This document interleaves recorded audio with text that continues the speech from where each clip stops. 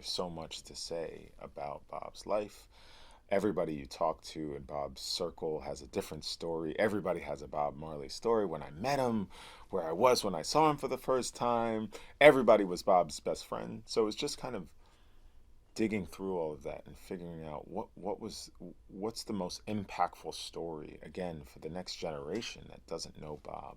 What's that window in his life that gives us insight into what he was thinking, what he was going through, what he was struggling with, and what he gave us.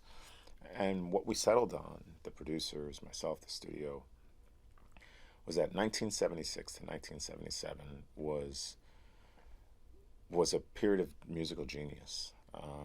It was a period of time in Bob's life where he captured something, the hearts and minds of people around the world. Exodus went on to sell, millions and millions of copies around the world. Some of the most famous songs of all time. So that period of rich creation was important to us. There was never a point where we set out to make a caricature of Bob, and we knew this film was about making an interpretation about Bob Marley. There's only one Bob, and he's gone. And our film and our role and our responsibility, I see, is trying to carry his legacy. How do we do that? We have to get close. And I think what Kingsley did was interpret Bob, and that's masterful. That's an actor acting, not mimicking. And when I saw that baseline, I knew I had found. I knew I had found our guy. It's a tough job. He had the toughest job on the planet. And I tip my cap to Kingsley Ben-Adir for what he did, the effort. And it's hard. We had a soldier, so to speak, along for the ride. I had someone that was really, really deeply committed to really diving into who Bob was, his consciousness, the man behind the lyrics. That was Kingsley. He went so deep into this role. Very few people on planet Earth can do what he did, or even come close. And so, just that commitment and the family. Look, they were there to support Kingsley, and I think he knew that.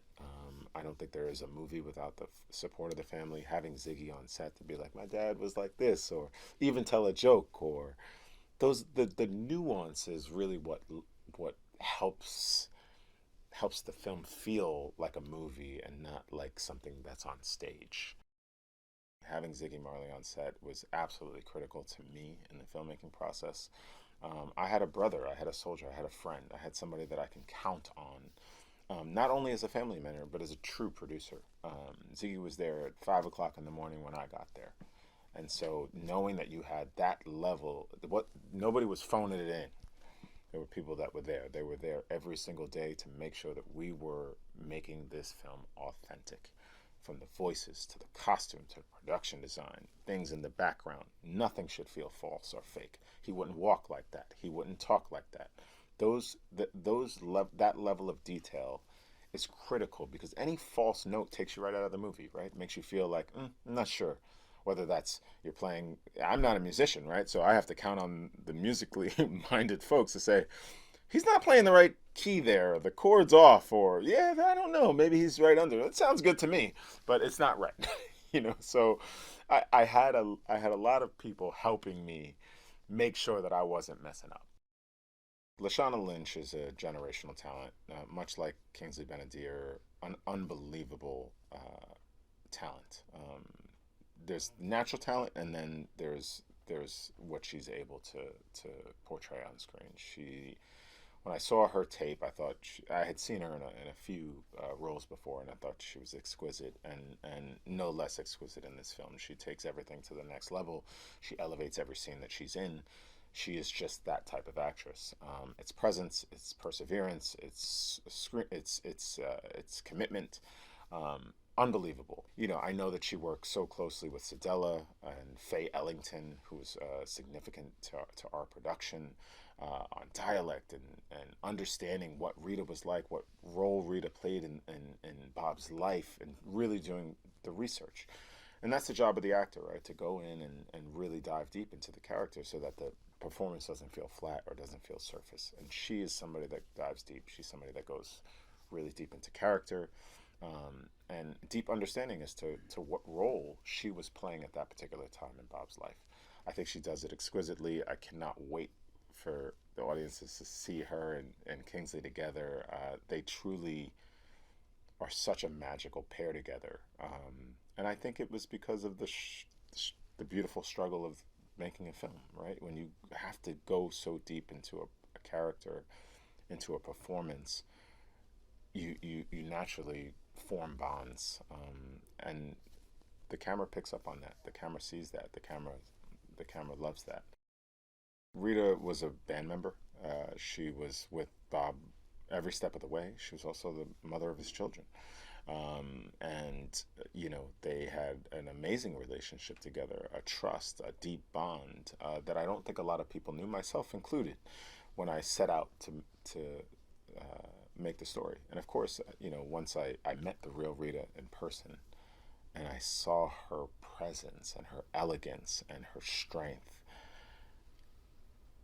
I said, okay, that's what I'm looking for. It was those characteristics when I was casting and found Lashana that I was looking for to capture, because I thought the world should know who Rita Marley is. She's the backbone in a lot of ways to the journey of Bob and Bob's family. And we would be remiss not to show that part of his life or show that dimension to their relationship and just how integral she was to their story together. So I think the world is going to be surprised to know Rita Marley. I think her legacy will live on. But I think she would say, look, it was all for Bob in a lot of ways. She made a deep commitment to that man, which still lives on today, including this film. James Norton, unbelievable. Love James. What a great actor. Phenomenal actor. He really gave us a life to the party. I think he really represented Chris Blackwell so well. Not only does he look like him, handsome devil, but he certainly he played that role so well.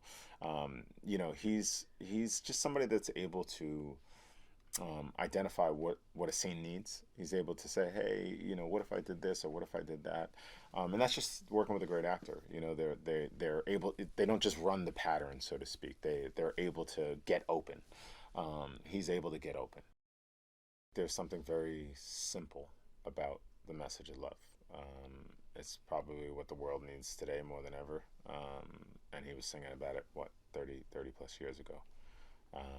So just it encapsulates what his message is in all the songs, in all the songs, and all the strife, and all the struggle, and all the love, and all the pain, and all the joy. One love to a nation, one love to the world, one love for healing. It encompasses all of those messages, encompasses all of his albums, Catch a Fire, Going Back. All of his messages all about one love. And so that the simplicity of the message is actually quite complex. It's a lifespan of work in order to give people that type of healing, that type of let's all tap into something that we all have control over. And I think that's special.